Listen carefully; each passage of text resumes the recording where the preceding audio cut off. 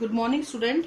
Today we will discuss about the last topic of tissues, that is connective tissue. Okay, तो connective tissue की हम लोग बात करेंगे आज.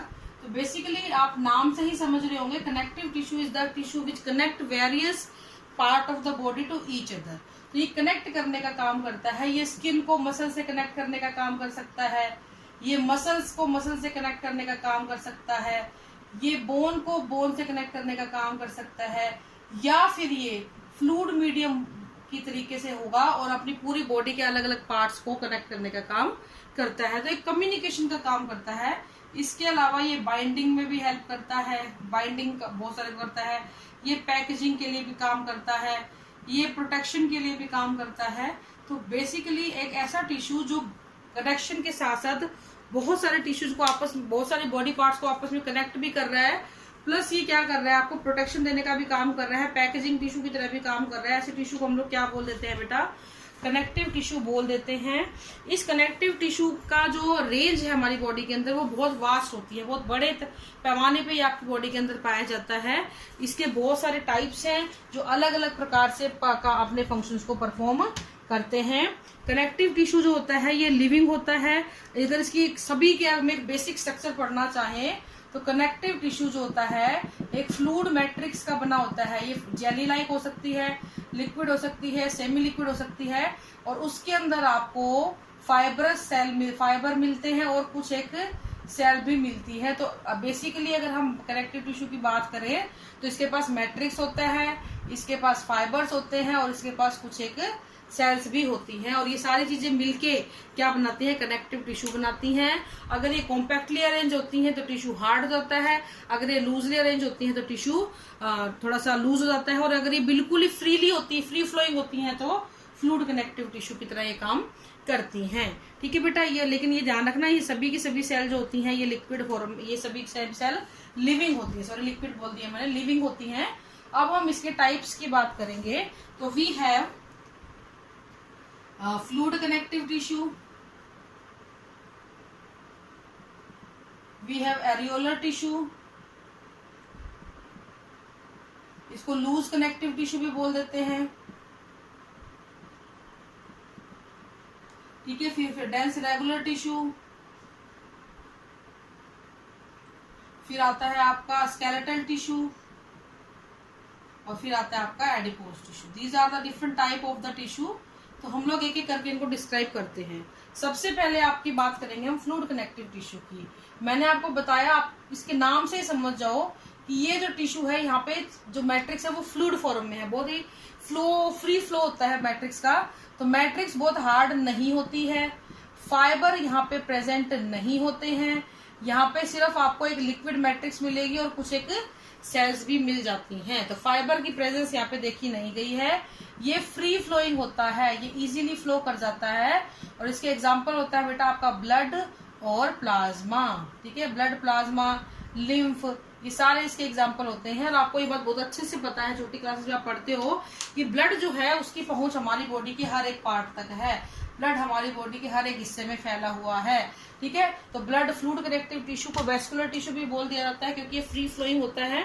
तो ब्लड की अगर हम बात करें तो ब्लड के दो पार्ट होते हैं बेटा, प्लाज्मा होता है और ब्लड कार्पस्कल्स होती हैं. दो पार्ट से मिलके ये बना होता है. ठीक है. प्लाज्मा में 90% आपको वाटर मिलेगा और 10% जो है आपको अदर चीजें मिलेंगी, like enzymes, hormone, minerals, iron, nutrient, gases, toxic waste, कुछ भी हो सकता है. इनमें से सभी के सभी भी पाए जा सकते हैं. ब्लड कॉर्पस्कल्स में हमारे पास 3 तरीके की होती है बेटा. आरबीसी जिसको आप इरिथ्रोसाइट भी बोलते हैं, डब्ल्यूबीसी जिसको आप ल्यूकोसाइट भी बोलते हैं, और प्लेटलेट्स जिसको आप थ्रोम्बोसाइट बोलते हैं. ठीक है.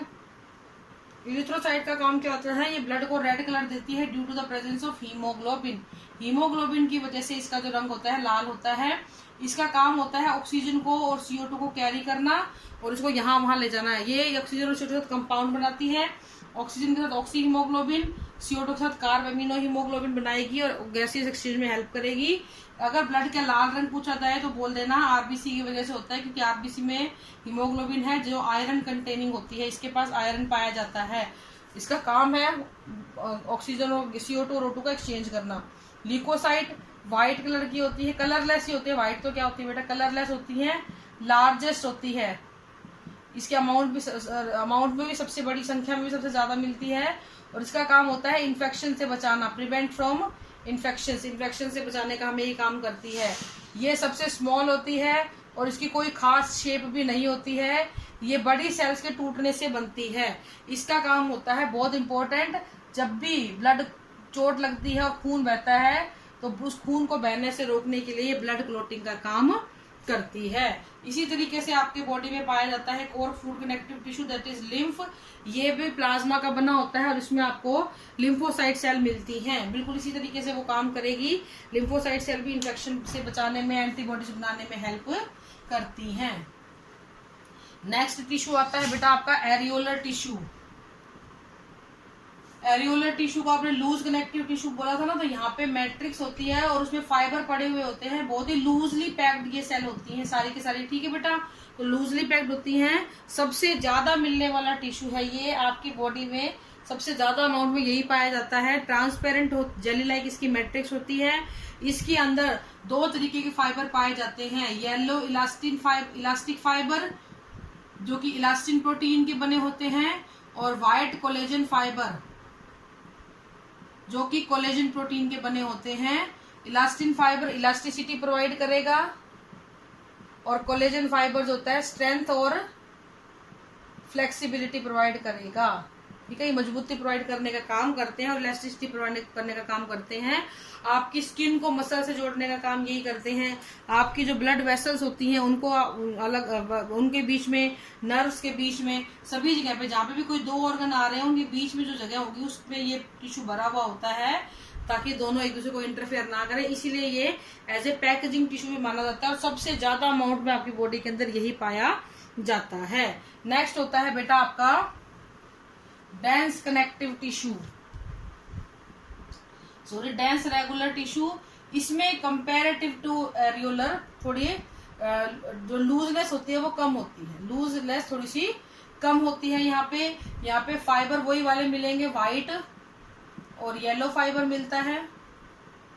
ये दो तरीके के होते हैं, टेंडन और लिगामेंट। टेंडन का काम होता है मसल को बोन से जोड़ना, लिगामेंट का काम होता है बोन को बोन से जोड़ना, ठीक है। तो ये बोन को बोन से जोड़ती है, ये लिगामेंट को बोन से जोड़ने का काम करता है। टेंडन जो होते हैं थोड़े टफ होते हैं और ये व्हाइट कोलेजन फाइबर के बने होते हैं। ये टफ होते हैं और व्हाइट कोलेजन फाइबर के बने हुए होते हैं।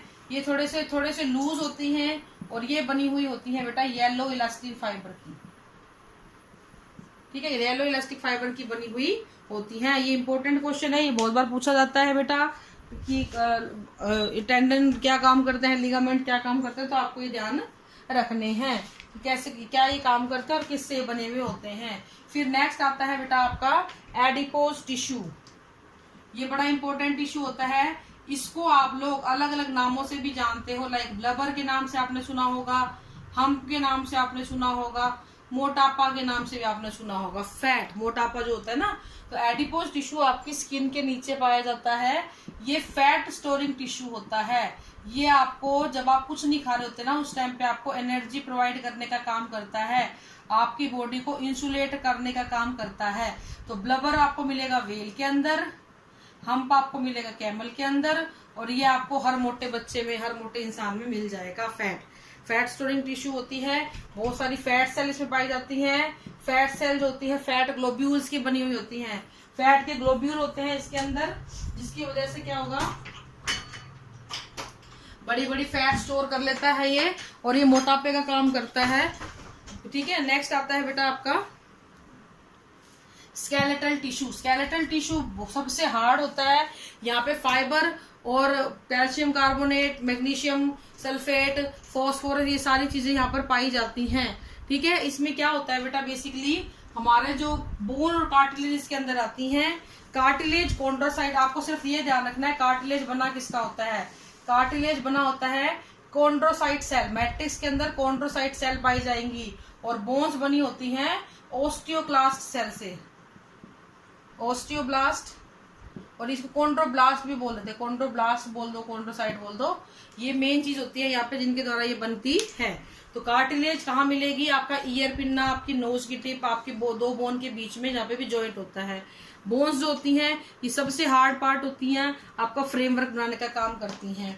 अगर मैं इनके फंक्शन की बात करूं तो जो स्केलेटल टिश्यू है प्रोटेक्शन का काम करता है, आपकी बॉडी की शेप बनाता है, लोकोमोशन में हेल्प करता है और मूवमेंट में हेल्प करता है।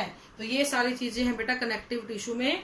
बोन और कार्टिलेज की अकरेंस पूछी जाती है, लोकेशन पूछी जाती है, और ज्यादातर ये सेल्स के बारे में पूछा जाता है। ठीक है, तो ये आपका कनेक्टिव टिश्यू हो गया है complete. This is all for today. Thank you and have a nice day.